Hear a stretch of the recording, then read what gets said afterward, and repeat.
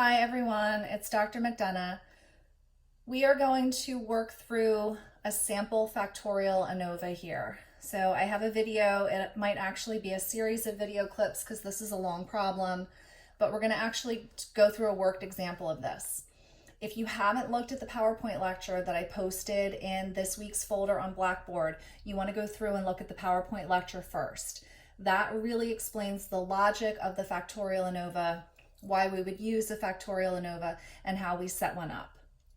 The data that's on here is the data that's talked about in the PowerPoint lecture. So if you haven't done the lecture yet, stop the video, go back and read the lecture, and then come back.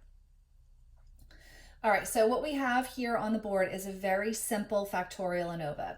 We have two independent variables. Our first independent variable is alcohol, and you can see this on the top here. And we have two levels of alcohol. We have 0 drinks and 2 drinks. And this looks exactly, at least that first variable, should look exactly like it does in the other ANOVAs that we've done. We've got our A1 and we've got our A2. So what's different here is that we've added in a second independent variable. All right, so our second independent variable is depicted over here. It's gender, and we have 2 levels of gender, and they're depicted as the rows. So we have row 1, which is males, and row 2, which is females. All right, now notice we still only have a single dependent variable. So we're still in this problem simply looking at the number of errors that people make when they're drinking or not drinking, and when they're males or females. So each of these 4 boxes is called a cell, and the people in those 4 cells are distinct. So this isn't a repeated measure. There's 3 males that had no drinks. There's 3 males that had 2 drinks. There's 3 females that had no drinks, and there's 3 females that had 2 drinks. All right, so the first thing that we're going to do is we're going to summarize the data, just like we've done in the other ANOVAs.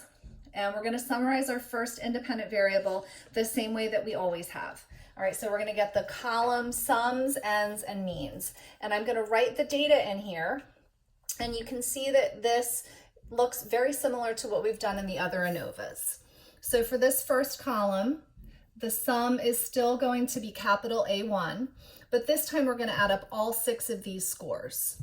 So capital A1 in this case, when you add up all 6 of those scores, is 18. Our N, we're still calling this NA1, but in this case we've got 6 numbers in this column. So NA1 is 6. And then Y bar A1 is the mean of this column. So we're going to divide 18 by 6, which in this case is 3. All right, we're going to do the same thing for the next column. All right, so the sum for this column is called capital A2, and in this case it's 30. NA2, again, there's 6 items in this column, so NA2 is 6, and Y bar A2 is 30 divided by 6, which is 5. All right, so far this should look no different than the one-way and the repeated measures ANOVAs. Now, we're going to do the same thing for our rows. So we're going to summarize the data for males, and we're going to summarize the data for females. Now, this is a new variable here. We're calling this variable B, but the logic that we use to summarize it and the notation that we use to summarize it is going to be exactly the same as it is with the A's. All right, so our sums are going to be capital B's, our ends are going to be NB's, and our means are going to be Y bar B's. Okay, so this first row is B1, so the sum of this row is capital B1. And when we add up all 6 of those numbers, capital B1 is 24. All right, our NB1, we've got 6 scores in this column, so our NB1 is 6, and then our mean, we're going to call Y bar B1, 24 divided by 6 is 4. All right, our next row for females, the sum, we're going to call this capital B2, and that's 24. Our N is NB2, and there's 6 scores here. And then our Y bar B2 is 24 divided by 6, which is 4. Okay, so just in case you thought we were done, we're not quite done yet. We have to get one more set of sums, ends, and means. So we've got our columns summarized. We've got our rows summarized, but now we have to summarize the data inside the cells.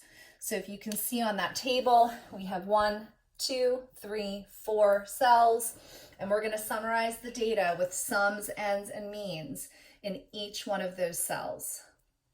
So the way that we refer to each cell is by referencing the column and the row label simultaneously. All right, so this cell right here, this is A1, B1. And so the sum is capital A1, capital B1. So 5 plus 3 plus 4, that sum is 12. Our N, we're also calling A1, B1. So N, A1, B1 is 3. There's 3 scores inside that cell. And then our mean is Y bar, A1, B1, which in this case is 4. All right, so we're going to summarize the next 3 cells using exactly the same logic. So this one down here, this is A1, B2. So the sum is capital A1, capital B2, which is 6. N, A1, B2 is 3. And Y bar, A1, B2 is 2. All right, up here, this is A2, B1. So the sum is capital A2, capital B1. The sum is 12. Sorry, not Y bar next. Next we have N, A2, B1, which is 3. And then Y bar, A2, B1 is 4. And last but not least, we've got A2, B2. And the sum is, what is that, 18. And A2, B2 is 3, and Y bar A2, B2 is 6. All right. So a lot more sums and means to begin with when you're setting up the Factorial ANOVA. All right, we have a few more little housekeeping things to do here. Remember, little a is the number of levels of A, which in this case is 2. Little b, this is new, but hopefully you can guess that it's the number of levels of B, which in this case is 2. Little n, this one's a little tricky. So we've always referred to little n as the number of subjects per group. All right, so the question that some of you might be wondering at this point is, what are our groups? Are the groups the columns? Are the groups the rows? Or are the groups the cells?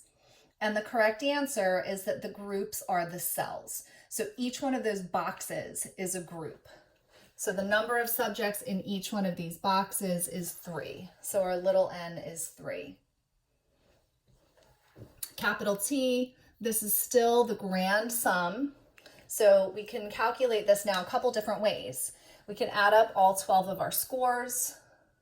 We can add up our 4 cell sums. We can add up our 2 column sums, or we can add up our 2 row sums. No matter which way we do it, we should get the same numbers. I'm just going to add up the 2 column sums. So 18 plus 30 is 48. And then finally, Y bar T, I'm going to write it over here because I'm running out of room. In the past, so for our one-way and repeated measures ANOVA, Y bar T was T divided by A times N. But notice we've added this extra variable in here. So now the formula is T divided by A times B times N. All right, so in this case, we've got 48 divided by 2 times 3, and that equals 4. Okay, so that's it for summarizing the data. So notice there's nothing magical about what we've done here. It's all very simple addition and multiplication. We're really just getting sums and means, but there's a whole lot more of it. So we're doing the columns for independent variable A, we're doing the rows for independent variable B, and then we're doing the cells for what we're going to learn in a bit is the interaction. All right, so that's it for this video. I'm gonna stop it, and next you're gonna look at the video on basic ratios.